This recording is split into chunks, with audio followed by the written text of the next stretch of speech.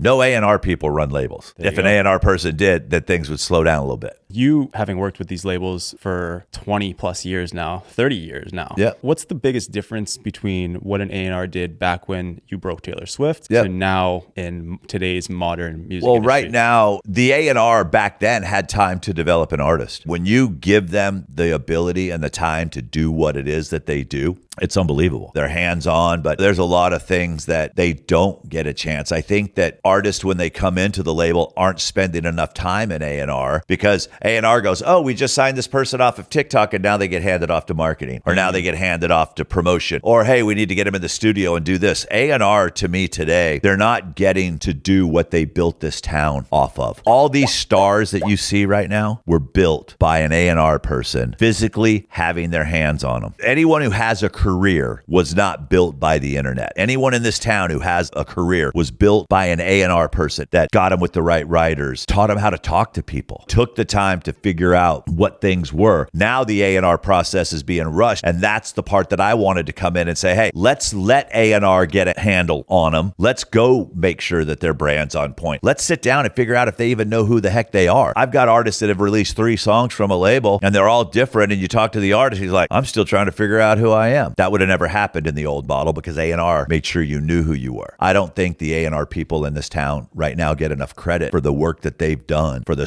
superstars that they've built. Beyonce was built by a great A&R person. 100%. Taylor Swift had great A&R. Now, she did a lot of her A&R, and that's what I think great A&R is too, is when we start listening to the artist more and then use that expertise that you have, because A&R is still the same. It's just they're not getting the time that they need like they did in the past. And then people are saying, well, A&R doesn't exist in Nashville anymore. It's not Nashville's fault A&R doesn't exist. It's the bosses of the A&R person. No A&R people run labels. If an A&R person did, then things would slow down a little bit.